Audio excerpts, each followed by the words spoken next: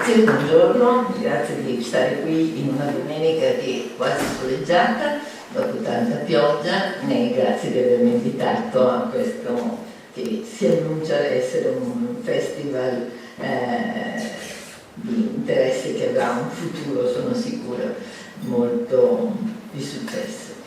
Il titolo del mio incontro, che mi è stato grazie suggerito, riprendendo il titolo del mio libro, è Cittadini a metà. Che cosa si intende per cittadini? Intanto già il concetto di cittadinanza è un concetto che ha a che fare con la democrazia. Cioè, cittadini non si è sempre cittadini, non in tutte le società si è cittadini, in molte società si è sudditi. Si ricevono, si hanno tanti diritti ma del dovere. Quando si parla di cittadini a metà si intende per soggetti che appunto non hanno pieni diritti di cittadinanza in società in cui la cittadinanza però esiste. Non intendo la cittadinanza in termini di essere italiani piuttosto che inglesi, non è una cittadinanza nazionale, ma essere con pieni diritti di agire ed essere di scegliere la propria vita in società cosiddette democratici. Normalmente il concetto di semicittadini o cittadini a metà, in inglese si usa il termine delle, viene detto a proposito degli stranieri che godono di alcuni diritti e non di altri, no? Per esempio godono dei diritti sociali ma non godono dei diritti sociali e civili, ma non hanno il diritto di voto perché non godono dei diritti politici. Si parla in questi casi di denze. Ora, quello che ovviamente anche questi sono di mio interesse, però quello che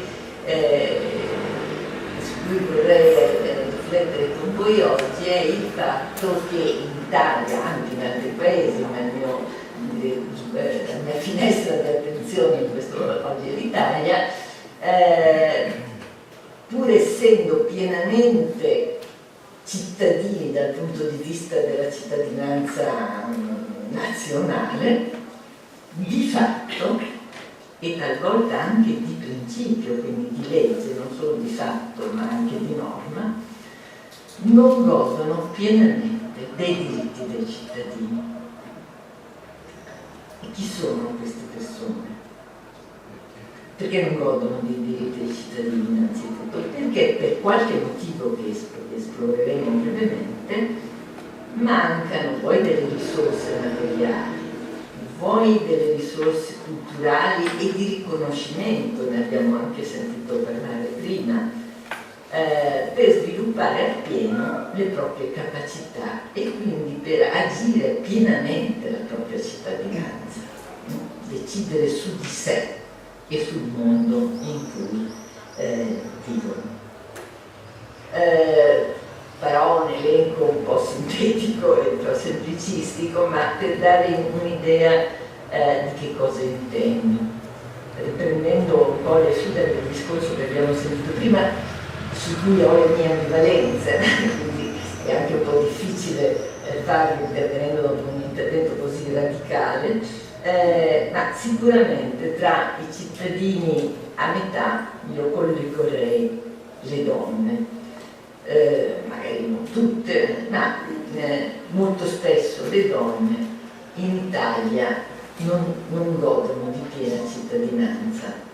E gli eventi tragici di questi giorni innanzitutto segnalano, una volta di più per la nostra disgrazia, quanto le donne spesso non abbiano assicurato del tutto neppure quello che i politologi e forse anche i giuristi definiscono il diritto base dei diritti di cittadinanza, almeno storicamente è stato il primo ad essere riconosciuto, che è il diritto all'habeas corpus, all'integrità fisica, addirittura alla vita.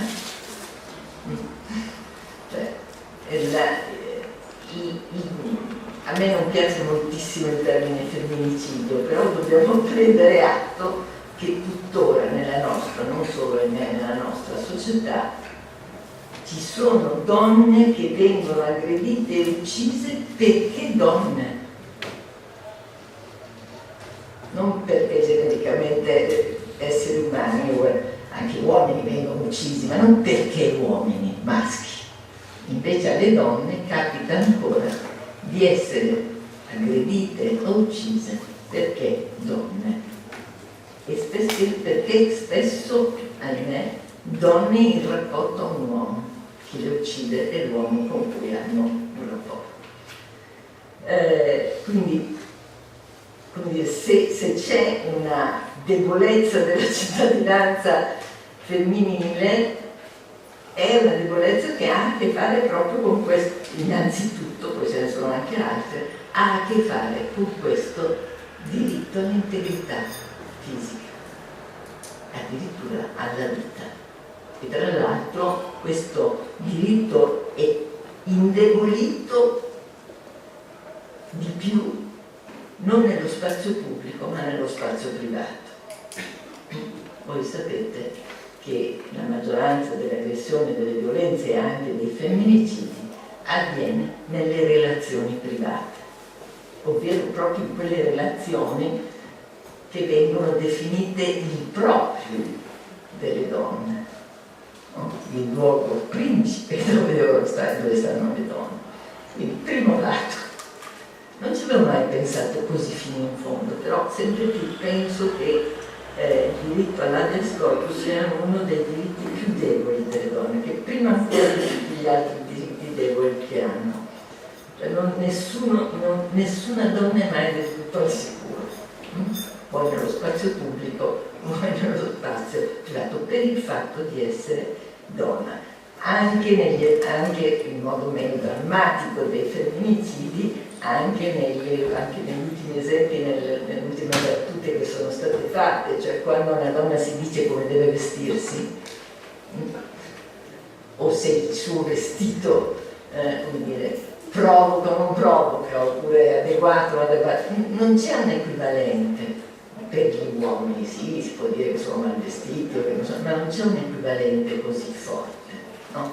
Di come deve essere sistemato il corpo femminile. Così, addirittura mi viene in mente che tutto il dibattito, ad esempio, sui segni religiosi che si possono o non si possono portare, partono sempre da segni religiosi delle donne, no? Non c'è mai stata un'avvertenza sui sikh che si mettono il turbante, per dire. Poi magari di default verrà proibito anche a loro, o agli ebrei con lo zucchetto, poi di default, per esempio forse in Francia anche questo viene, però parte sempre da qualche cosa che fanno le donne, da modi in cui le donne si manifestano le proprie appartenenze. Poi non può essere d'accordo o in disaccordo su quello, ma quello che mi colpisce è proprio questo. Non mi risulta, forse i giuristi qui presenti potranno correggermi, non mi risulta nessuna causa di lavoro o addirittura legge che parta da un turbante o da un zucchetto, parte sempre, no, anche quello che si mettono i musulmani, non solo gli ebrei, parte sempre da il modo in cui le donne. E anche come conflitto sul fatto se le donne sono libere di metterselo o di non mettere, cioè se sono state obbligate oppure no, anche in nome della loro libertà a volte, però sempre sulle donne, va bene. Ma ovviamente i diritti dei cittadini, le donne sono spesso non cittadine intere, perché per esempio pagano per intero di nuovo il fatto di essere donne, quindi il fatto di essere potenzialmente o di fatto madri. Gli uomini non pagano per essere padri, le donne invece pagano prezzi altissimi per il fatto di essere madri sul mercato del lavoro, sulla dipendenza economica in famiglia, e così veniva anche detto prima da un intervento, o effettive o potenziali. Io sono meno ottimista sull'articolo 37 della Costituzione, onestamente, trovo che sia un po' pesante, se non altro perché attribuisce solo alle donne quel compito lì. È vero, come mi ha spiegato una volta la collega costituzionalista, come molti dei più presenti, che quell'articolo è servito se non altro per legittimare le leggi impropriamente dette di protezione, ma le leggi che consentono i congedi, eccetera, no? Quindi è fondamentale, quindi è stato un articolativo. Però nella misura in cui viene detto che è prioritario, non solo è prioritario, ma vengono nominate solo le donne come responsabili di questo danneggia le donne, ma danneggia gli uomini. Ecco, questo che non viene mai detto, che danneggia gli uomini. Gli uomini spesso non lo sanno, non hanno rivendicato, però l'idea che a me colpisce il fatto che gli uomini non considerino il fatto che non venga loro attribuita la responsabilità della famiglia altro che come procacciatori di reddito, per cui un tempo almeno, se uno era capofamiglia, era l'ultimo a essere licenziato, no? Perché aveva il dovere di mantenere la famiglia, ma invece il loro diritto come padri, mariti, cioè alle relazioni, non solo la cura, la relazione, il tempo delle relazioni non sia riconosciuto. Ecco, questo lo trovo altrettanto grave che il fatto che le donne paghino un costo. Cioè, io trovo che alcuni discorsi che vengono fatti sul fatto che le donne vorrebbero, eccetera, ipostatizzi troppo ciò che gli uomini vogliono fare. E che anche gli uomini probabilmente potrebbero non volere tutti la vita che gli tocca. Ecco, dovremmo avere maggiormente tutti noi donne e uomini diritto alla pluralità, al fatto che siamo uno diverso dagli altri, non solo gli uomini dalle donne, ma le donne tra di loro e gli uomini tra di loro. Comunque, tornando alle cittadine a metà, ma c'è un altro aspetto, sempre che sta nella Costituzione, su questo ho avuto delle grandi discussioni anche con amici e colleghi, con politici. L'articolo che viene sempre ricordato e che è quello tra i più indeboliti nella situazione italiana, che è il primo, quello che l'Italia è una repubblica fondata sul lavoro. Il lavoro di cui si parla, punto. Vedete, l'articolo 1 e l'articolo 37. L'unico lavoro di cui si parla è il lavoro remunerato.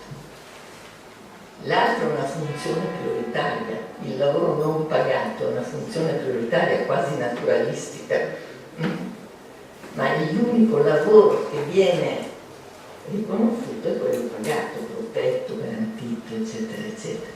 Quindi già nella Costituzione mi verrebbe da dire non c'è riconoscimento del lavoro familiare come lavoro, non necessariamente da remunerare, ma come lavoro che è un fondamento anch'esso non solo della famiglia, articolo 37, non solo per tenere insieme la famiglia, ma per tenere insieme la società. Il non mettere, il non tematizzare, ovviamente i costituenti non potevano neanche, ce l'avevano per idea di dire questa cosa qui.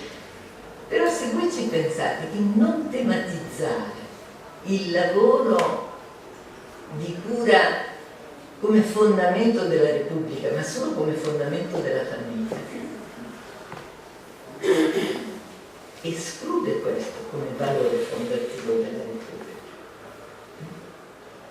Ed è una diminuzione della cittadinanza delle donne, cioè perché se la Repubblica è fondata sul lavoro remunerato, chi non ce l'ha non è pienamente cittadino.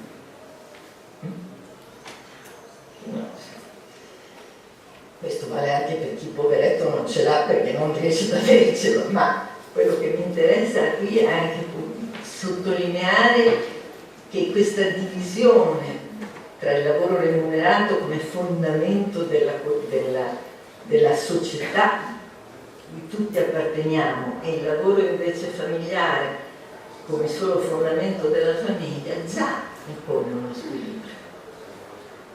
È il fondamento della cittadinanza.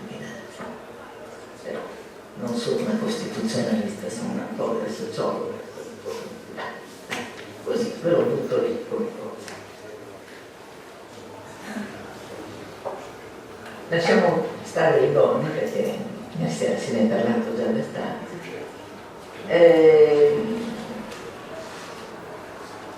La cittadinanza a metà riguarda anche coloro che soffrono di disuguaglianze gravi, e qui voglio dire, l'Italia è uno dei paesi, non quelli in cui più, appunto, una volta una discussione con Stiglitz parlando di questo, dice gli Stati Uniti è peggio, però certamente l'Italia è uno dei paesi non solo caratterizzati da forte disuguaglianza, ma in cui la riproduzione intergenerazionale della disuguaglianza è tra le più forti.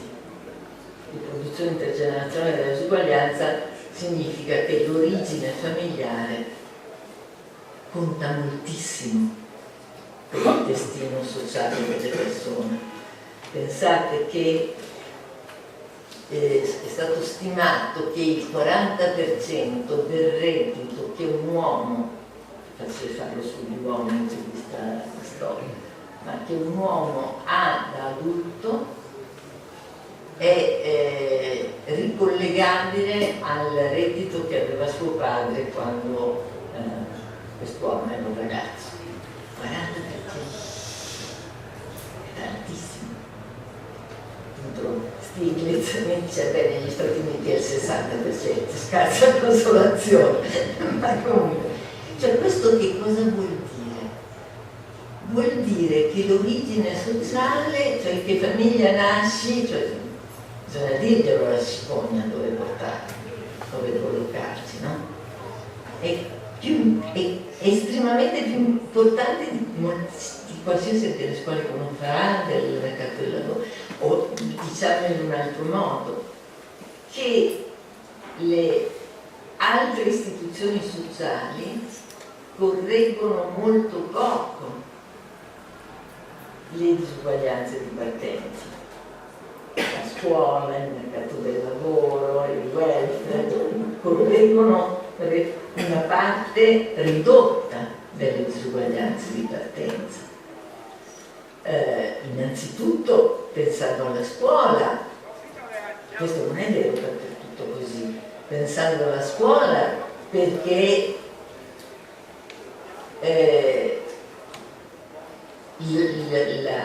l'appartenenza familiare, e aggiungerei anche in Italia anche territoriale, definisce moltissimo la possibilità di accedere all'istruzione, al di là di quello obbligatorio. Se non ricordo male, la possibilità che il figlio di un operaio vada all'università è 7 o 8 volte più bassa rispetto al figlio di un laureato, un dirigente, eccetera. È una roba quasi medievale in termini di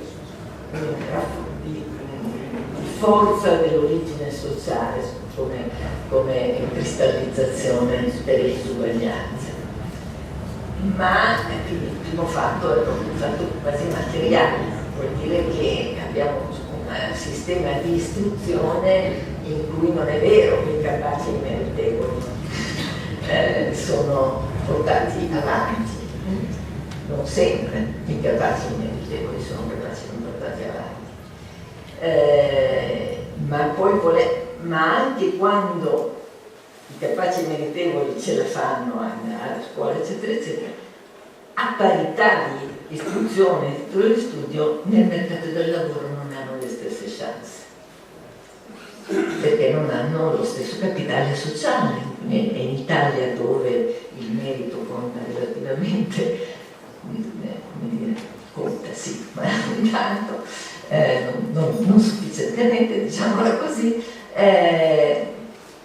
conta di più il capitale sociale che uno ha alle spalle, quindi anche il mercato del lavoro non ha questa capacità di riequilibrio delle chance che potrebbe avere in altri momenti.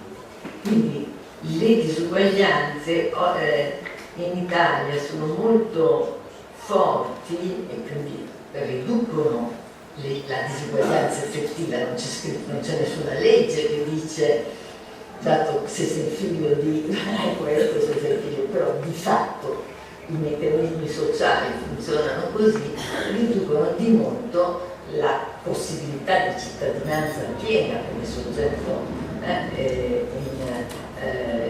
di chi parte svantaggiato, cioè è difficile recuperare lo svantaggio di partenza, lo svantaggio di origine sociale. Se voi guardate anche nella situazione disastrosa della giovane generazione oggi dal punto di vista dell'accesso al mercato del lavoro, guardate chi sono i cosiddetti net, cioè coloro che tra i 18 e i 24 anni non sono né in formazione né nel mercato del lavoro, né nel lavoro, sono quasi tutti giovani a bassa istruzione che vengono da famiglie già svantaggiate. In Italia anche molto donne. Ed è questo che mi sono sproporzionatamente donne. E io non credo, a differenza di quanto diceva Silvia Nicolai, è che perché queste donne vogliono stare a casa a fare le casalinghe, lo sospetto, e non hanno mai avuto una chance per pensarsi diversamente, anzi l'idea che potrebbero fare le casalinghe è stata quasi più un vincolo rispetto alla e non vale la pena di investire in loro, su di loro e dargli delle opportunità. Vorrei che venissero date a tutti le opportunità per scegliere cosa vogliono fare e dopodiché sarei d'accordo di dire che poi c'è qualcuno che vuole fare una cosa e qualcuno ne vuole fare un'altra, però quando vedo queste concentrazioni socialmente strutturate di scelte ho dei dubbi sul fatto che siano effettivamente scelte. Dopodiché nessuno le dovrebbe svalorizzare per questo, io vorrei valorizzare e dare loro delle chance. Dentro a questa disuguaglianza, quella più grave, quella che addirittura le riduce in partenza, è quella dei minori. L'Italia è uno dei paesi in cui la povertà minorile è più alta della povertà degli adulti. Non succede in tutti i paesi così. L'incidenza della povertà tra i minori è più alta che tra gli adulti e anche più alta che tra gli anziani. Gli anziani fino agli anni 80, a metà degli anni 80, erano per definizione in Italia, ma non solo, la fascia di età più a rischio di povertà. Poi il successo delle riforme pensionistiche del tempo, non quelle recenti, e anche le trasformazioni del mercato del lavoro hanno fatto sì che la povertà degli anziani diminuisse, sono ancora un po' sottorappresentati tra i poveri, ma invece è aumentata quella dei minori. In Italia oltre 1 milione di minori vive in povertà assoluta. Allora, la povertà dei minori è quella che io ritengo l'ingiustizia più grande, è il vulnus alla democrazia più grande che ci sia, perché è quella che ha degli effetti, intanto è ingiusta di per sé, nel senso che anche il conservatore antipovero più trinaccio ricciuto potrebbe dire anche chi dice che i poveri è colpa loro, perché sono pigri, perché non vogliono lavorare, non è la mia posizione, ma voglio dire, anche chi sostenesse che i poveri è colpa loro e fa difficoltà a sostenerlo nei confronti dei minori, no? In questo caso è colpa della cicogna, che li ha depositati nel posto sbagliato, o si direbbe colpa dei genitori che non dovevano farli nascere. Quindi è l'atto ingiusto, perché non ci possono fare nulla proprio, anche se possono fare, quindi è ingiusta per questo, ma è anche ingiusta e inaccettabile perché ha degli effetti di lungo periodo.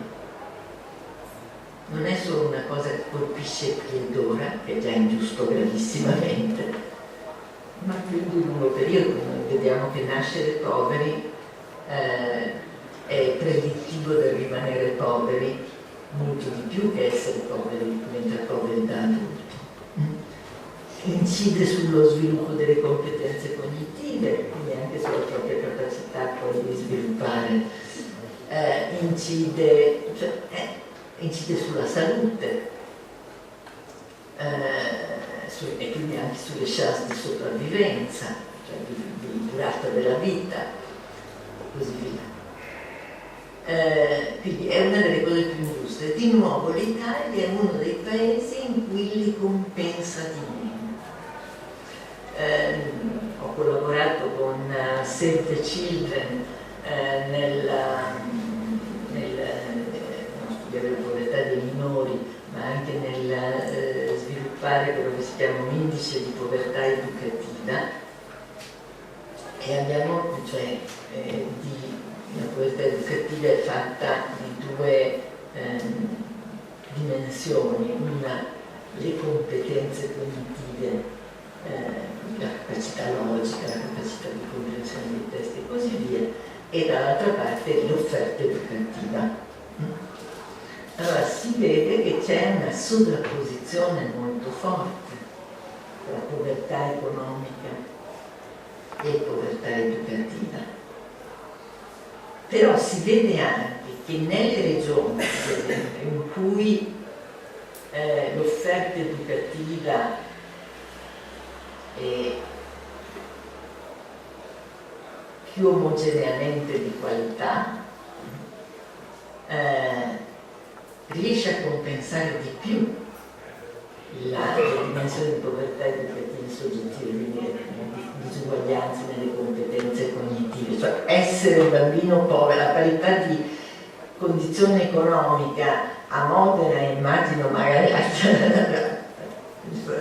Daniele del Friuli, non lo so, ed esserlo a Scampia fa molta differenza per il tipo di offerta educativa che si trova. Fa molta differenza sullo sviluppo delle competenze cognitive dei bambini, sono misurate. Questa è una cosa che, se voi vedete i dati, diventa inaccettabile. Ma che paese siamo? Quello in cui consentiamo che per il fatto di essere nati in una certa famiglia, in una certa regione, in un certo quartiere di una città, il destino sia segnato come se fossimo nel Medioevo, ma il destino non solo delle chance che avrai, ma di come riuscirai a svilupparti, quanto riuscirai a sviluppare le tue capacità personali individuali. Io, se dovessi, pur essendo una femminista storica, se dovessi identificare chi per me è il cittadino a metà, è il bambino povero. Questa è l'ingiustizia più radicale. La bambina povera poi non parliamo. La bambina povera che lascia scampinare. Ecco. Lasciamo, non sono però solo le disuguaglianze economiche che producono cittadinanze parziali o imperfette o mancate.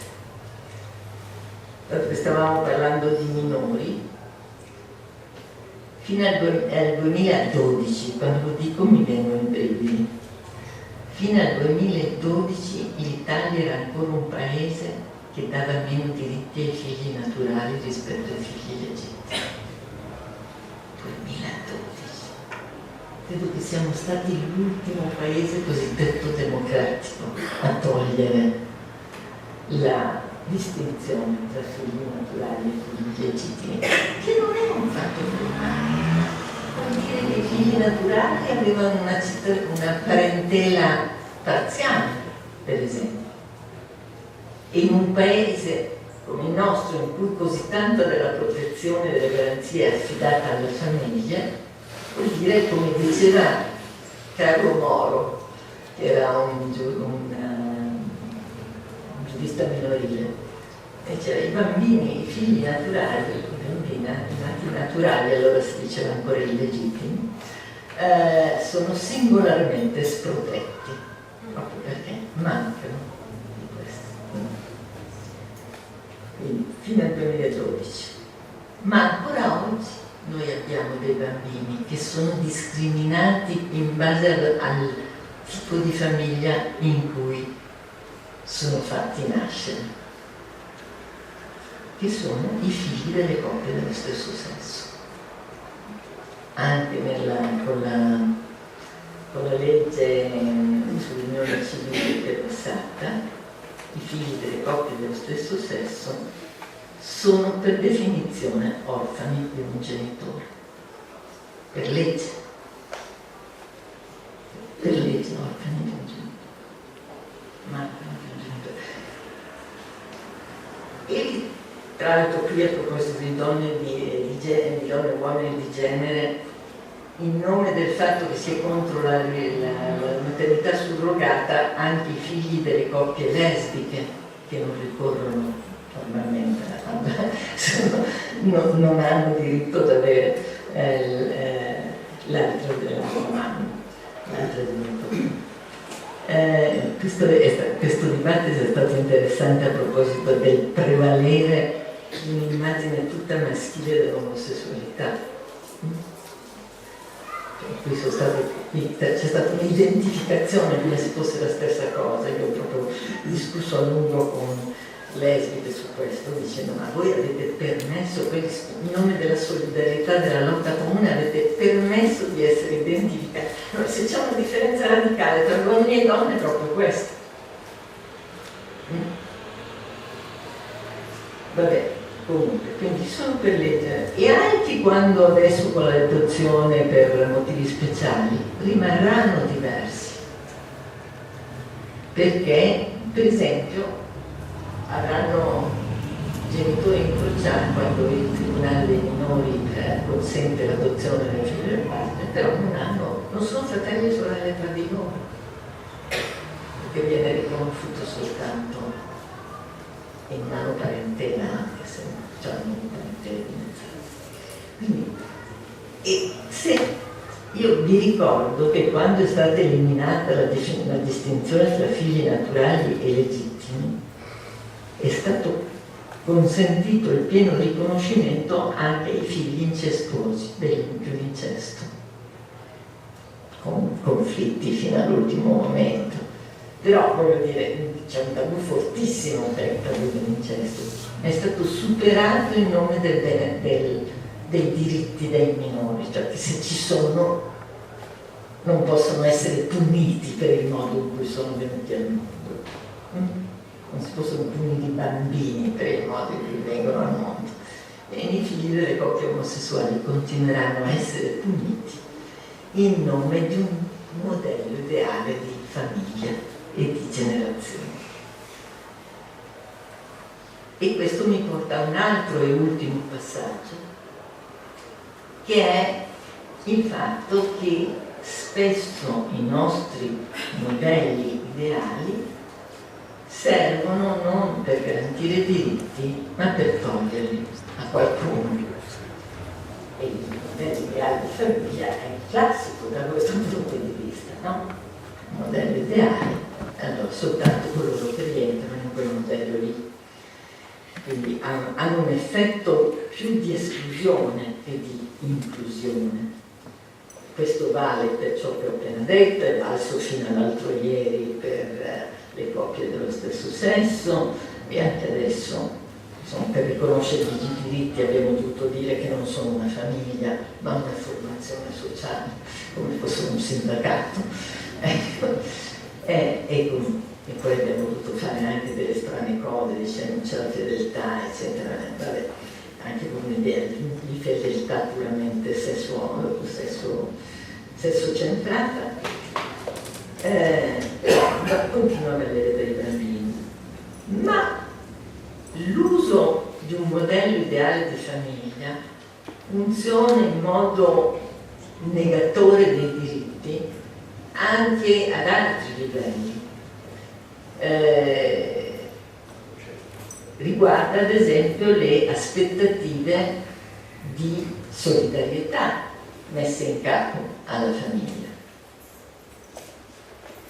Non voglio dire che la famiglia, cioè, non fraintendetemi, essendo stata accusata nel passato di aver distrutto la famiglia italiana, non vorrei trovare un logo qui fuori tenesco. Ma non sono contraria alla solidarietà familiare.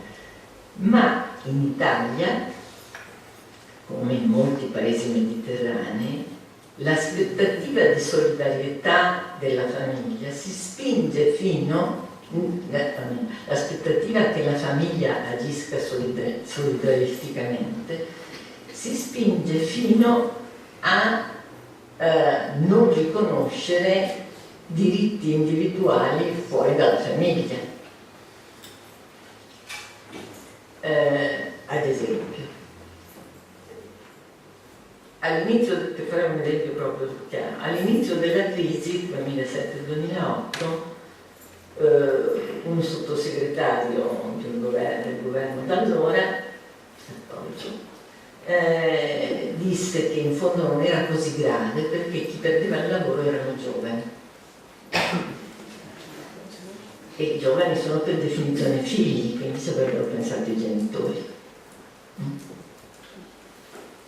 D'altra parte noi siamo un paese che finché non siamo stati messi in mora dall'Unione Europea, quando c'erano i contratti di formazione e lavoro destinati ai giovani, anni 80-90, avevamo un'età fino ai 34 anni, negli altri paesi fino ai 24, perché i figli sono non solo pezzi al cuore ma dipendenti a lungo, che vuol dire che non vengono riconosciuti come, quando io parlo di riproduzione intergenerazionale della disuguaglianza, non è solo di fatto, ma a volte anche di principio, perché se io affido le possibilità e le opportunità dei giovani al fatto che le loro famiglie comunque li sostengono, non gli do dei diritti individuali, è chiaro che rilascio alle disuguaglianze delle loro risorse, delle risorse familiari. Ma questo vale anche nella solidarietà verso l'alto. Il nostro è uno dei paesi in cui le politiche per la non autosufficienza sono scarsissime. Cioè, non solo le persone non autosufficienti, ma i familiari che si occupano di loro sono lasciati totalmente alle proprie risorse. Cioè, non hanno cittadinanza. Non hanno cittadinanza. Cioè, guai alla famiglia, al disabile che diventa disabile e alla famiglia che si occupa. La famiglia è spesso una donna dentro la famiglia che si occupa di loro. E qui ritorniamo al dibattito. Se noi continuiamo a pensare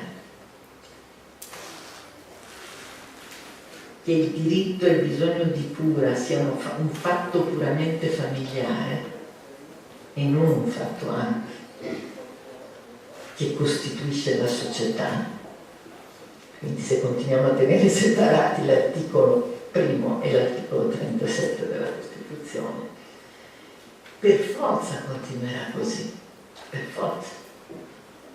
forza i bisogni di cura o i bisogni di dipendenza o l'interdipendenza, cioè il fatto che tutti noi più o meno nel corso della nostra vita dipendiamo da qualcuno o siamo responsabili di qualcuno che dipende da noi, finché questi rimarranno solo nel nucleo familiare, non faranno altro che riprodurre disuguaglianze di genere da un lato, perché Silvia mi perdoni se uso la parola genere, disuguaglianze di genere da una parte, ma disuguaglianze sociali anche più generali, o più generali, anche altri tipi di disuguaglianze sociali dall'altra, e quindi contribuiranno a riprodurre cittadini a metà. Grazie.